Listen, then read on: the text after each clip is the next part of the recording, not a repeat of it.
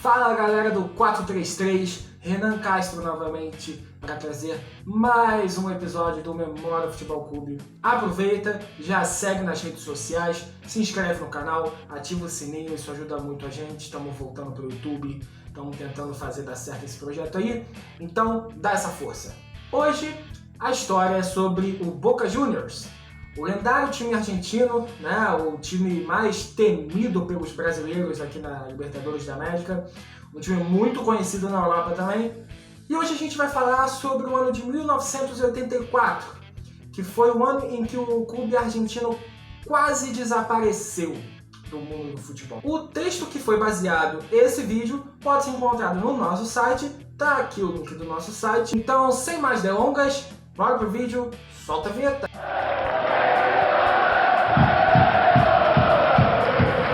Eu, como brasileiro, torcedor de time brasileiro, tô acostumado a ter muito medo do Boca Juniors, né? Eu acho que muita gente que tá me assistindo também. Enfim, né? A gente tá muito acostumado a ver o Boca Juniors com um time forte, imponente, vencendo brasileiros, vencendo com autoridade, a Bombonera cheio, aquele clima de terror, né? Mas hoje a gente vai falar de um ano que foi considerado talvez o ano mais triste da história do Boca Juniors até hoje. 1984 começou de uma maneira promissora para o Boca Juniors, né? Tinha no seu elenco nomes famosos como Gareca e Ruggeri. Inclusive Ricardo Gareca foi se tornar treinador, né? Mais recentemente. E o time no começo do ano desfilava em campo, né? Aplicou goleadas em clubes também expressivos como River Plate, como Racing. Esse começo de ano foi o único momento bom do Boca Juniors em 84. Os jornais argentinos, eles falavam do Boca como candidato ao título, ao Apertura e ao Clausura, que o Boca entrava como um dos candidatos postulantes ao título. No El Nacional, que é o Apertura de hoje, o Boca Juniors começou num grupo muito fácil. O grupo tinha o Newell's Old Boys, o Talheres e o Ferrocarril Oeste. Mais um detalhe, é o Ferrocarril Oeste de General Pico. Não confundir com o tradicional, vou deixar o escudo aqui do Ferrocarril que eu estou falando. O Talheres é aquele time, né, que eliminou São Paulo na pré-Libertadores recentemente. E o Newell's Old Boys a gente já conhece aí, é um pouco mais conhecido no cenário, até de Libertadores, né? Boca Juniors, nesse grupo, considerado fácil, ficou na terceira posição apenas e foi eliminado precocemente do El Nacional, né? Que era o Apertura. Boca Juniors já caiu na fase de grupos, o que já era muito ruim, mas nada parecido com o que viria a acontecer depois. Já no Metropolitano, que é considerado o Clausura de hoje, né? Uma espécie de segundo turno do Campeonato Argentino, o Boca Juniors começou com uma incrível série de 7 jogos sem vencer. E a crise já estava a um nível que o time precisou até mesmo trocar o seu treinador. E quem assumiu foi o brasileiro Dino Sani. O Dino Sani assume e eles conseguem bater o União. Mas mesmo assim, a campanha já era uma tragédia e assim, não haveria mais chances de título. Até aí, um ano ruim, apenas. Até que chegou na 15ª rodada do Metropolitano. Até esse ponto, nem a imprensa, nem os torcedores, e talvez nem mesmo a gestão do clube, sabia o quão mal estava o Boca Juniors em relação a bastidores, em relação a financeiro e estrutura. Mas a partir da 15ª rodada as coisas começaram a cair um pouco a ficha. O clube vence o Vélez fora de casa e os jogadores do Boca Juniors cobram o famoso bicho, né? Que é uma espécie de premiação pela vitória, premiação por classificação, nesse caso, premiação pela vitória. Só que o Boca já não havia conseguido honrar os compromissos salariais dos jogadores, né, dos últimos meses. Então, eles não tinham essa grana do bicho. E aí, uma coisa surpreendente aconteceu. Os atletas do Boca Juniors simplesmente se recusaram a entrar em campo contra o Atlanta, que era o próximo confronto após a vitória contra o Vélez. E eles se recusaram a entrar em campo, uma atitude assim completamente inédita que surpreendeu a todos. E o Boca Juniors é obrigado a entrar com o time de juniores contra o Atlanta, um cenário completamente bizarro. O Boca teve o seu plantel virando as costas para a instituição. No jogo contra o Atlanta, o time do Atlanta entrou com o uniforme azul de jogo, né? E o Boca, como tem o seu uniforme número 1 azul e amarelo, e estava jogando fora de casa, o Boca teria que usar o seu uniforme 2. Só que não havia uniforme 2. Mais uma das bizarrices de 84 aconteceu nesse jogo. Como a camisa reserva do Boca Juniors não estava à disposição, o clube foi obrigado a entrar com uma camisa de treino. Isso já é terrível, né? Mas fica pior porque a camisa de treino não tinha numeração nas costas dos jogadores e eles precisavam ter uma numeração para poder jogar uma partida oficial, né? Até para a súmula, e enfim. Então foi dada uma ideia bizarra, que foi de colocar o número dos jogadores na camisa de treino de canetinha, aquela que o seu filho usa na escola, aquela que você usou na escola, aquela que você às vezes usa até hoje para fazer alguma coisa, essa. Então, com o passar do primeiro tempo, os jogadores correndo, suor, calor, obviamente, o número que foi escrito com canetinha atrás do uniforme foi começando a se desfazer por conta do suor dos jogadores.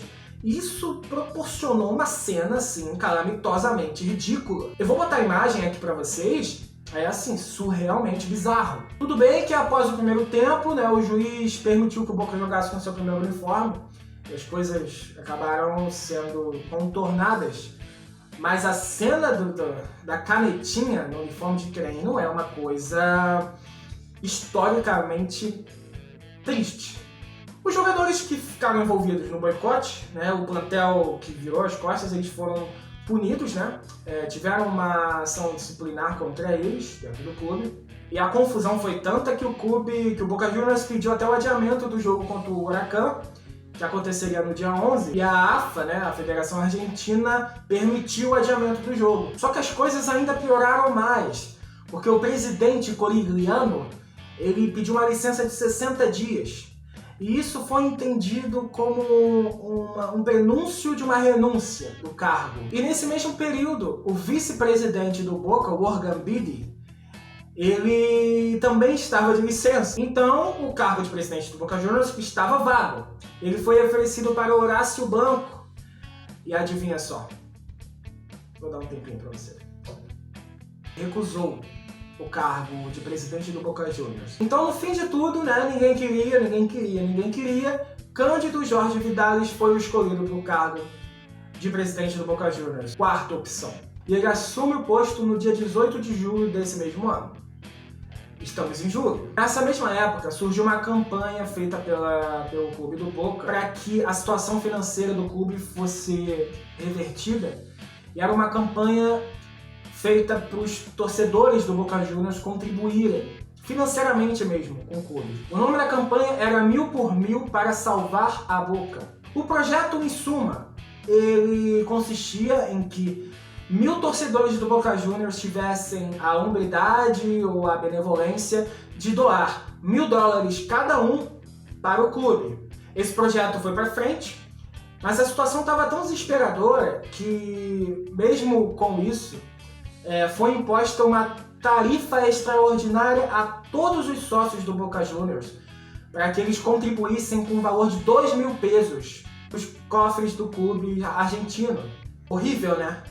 Mas ainda fica pior. No dia 24 de agosto de 1984, chega a notícia que o estádio tão mítico, tão mágico, que é a La Bombonera, ele corre risco de ser penhorado. E isso aconteceu porque o presidente do Wanderers, do Uruguai, Matteo Di, entrou na justiça contra o Boca Juniors por conta de dívidas financeiras. Essa dívida especificamente era referente à transferência de Krasowski. É uma dívida que perdurava, inclusive, desde 1981, tá? Então eram 3 anos já de inadimplência do Boca. Além disso, em razão de uma ordem de crédito integral, o Boca Juniors também teve uma outra dívida cobrada, e essa de $85.000. Então, nesse momento do ano, as notícias que circulavam não só na Argentina, mas em todo o continente, em toda a Europa, né, porque o Boca já era um time muito conhecido, era a de que o Boca, sim, tinha chances de fechar as portas, porque o tamanho dessa dívida e o tamanho do buraco em que o clube estava nesse momento era surreal. O estádio La Bombonera ele foi de fato interditado no dia 5 de setembro, às 11 da manhã. Só que aí você está se perguntando, né? Obviamente foi por conta dos processos, das dívidas, da inadimplência, de todo o buraco financeiro que o clube estava. Não foi por isso. O caso do La Bombonera, da interdição do La Bombonera, foi o seguinte: La Bombonera, ele passava por uma reforma na sua estrutura. Essa reforma ela era conduzida e projetada pelo engenheiro Juan Maria Cardone. Só que por diversas razões, a obra foi interrompida e o Juan saiu do projeto e a obra ficou pela metade, né? Só que a estrutura do estádio, por conta dessa obra e por conta das alterações estruturais que estavam sendo feitas, né? O projeto tinha uma conclusão, mas ele foi abandonado no meio. Então, segundo análises de vários especialistas da época, a estrutura do La Bombonera corria risco de ruir. E a interdição veio por causa disso. Segundo o diretor-geral da polícia argentina, Edmundo Sammartino, o La Bombonera ele já estava com parte da sua estrutura comprometida. Então, esse foi o motivo da interdição da La Bombonera. Mais um problema para o Boca, né? Esse ano. Soma aí. E enquanto isso, dentro de campo, a situação do Boca Juniors, obviamente, não podia estar boa. Estava indo de mal a pior. Né? Os jogadores continuavam sem receber. Os astros do time, né, que eram o Gareca e o Ruggeri, eram duramente criticados pela torcida. Nesse meio tempo, 16 jogadores enviaram um comunicado. Esse comunicado, eles se autodeclaravam com liberdade de ação. E o que isso quer dizer? Que eles se consideravam livres no mercado, assim como também livres de poder processar o clube por meios trabalhistas. Né? E a carta foi enviada para a diretoria chinesa e que eles estavam amparados pelo 15º artigo, né, do CFA. Então, diante desse caos total, o Boca Juniors mais uma vez se viu sem elenco para jogar e ele foi mais uma vez com um time de juniores contra o Newell's Old Boys. Vocês se lembram que eu falei do Corigliano lá no começo do vídeo, da licença que parecia um prenúncio de renúncia? Em novembro ele oficialmente renuncia. Foi então que, diante de um risco iminente da extinção mesmo do Boca Juniors, a situação chegou a um ponto tão insustentável que o Raul Alfonsín, que era o presidente da Argentina na época, declarou uma intervenção oficial, tanto que o interventor escolhido pelo Raul foi Federico Polak. Polak anuncia que todos os jogadores do plantel do Boca Juniors são transferíveis, né? Inclusive, isso faz com que, oficialmente, Gareca e Ruggeri se transfiram do Boca Juniors para o seu maior rival, que é o River Plate. Então você imagina o impacto disso. Então, os dois astros do clube não ficam para 85, e assim, pelo menos, se encerra a debandada do Boca Juniors e uma série de medidas administrativas começam a ser tomadas pelo governo argentino, tá? E aqui a gente ainda tá falando do governo que comandava o Boca Juniors. Esse ano foi tão macabro que alguns vexames dentro de campo foram até deixados em segundo plano, mas o Boca Juniors sofreu muito dentro de campo, inclusive tomou várias goleadas. 5-1 para o Argentinos Juniors, 4-1 para o River Plate, 3-0 para o Argentinos Juniors e várias outras situações em que o Boca foi atropelado pelos seus adversários. Inclusive, nesse mesmo ano, o Boca Juniors trocou 4 vezes de treinador e esse foi o menor dos problemas no ano. Então, o fim do ano de 84 para o Boca Juniors é desastroso, mas o clube não acaba. Porém, termina na 16ª colocação do Campeonato Argentino, com direito a uma sequência de 7 derrotas seguidas. E um detalhe que eu acabei esquecendo nesse caos: o Boca Juniors foi convidado, tá, pro torneio Juan Gamper, né, que o Barcelona faz todo ano, né, convida um clube. Esse ano o Boca Juniors foi convidado. E o resultado do jogo foi um reflexo do ano de 84. O Boca Juniors tomou a sua maior goleada na sua história. Foi um sonoro 9-1. 9-1. Então vira o ano de 84, né? Chegamos a 85 e o governo argentino deixa o comando do Boca. Quem assume é Antônio Alegre, em 4 de janeiro de 85. Então, Antônio Alegre assume a presidência do Boca, encerra-se o ano de 84, e a partir daí o Boca continua seguindo seu caminho como um dos maiores clubes do continente, um dos maiores clubes do mundo, e o ano de 84 aos poucos acaba sendo esquecido pela mídia, esquecido pela história, porque a gente não vê muitas pessoas falando do ano de 84 e do caos que foi e do perigo que o Boca teve de ser extinto. Então fica aí essa história, né? Nem sempre são flores, até para clubes como o Boca Juniors. Espero que vocês tenham gostado dessa história de hoje. Se gostou, dá um likezão, maroto, maneiro, compartilhe o vídeo com os amigos, ativa o sininho também.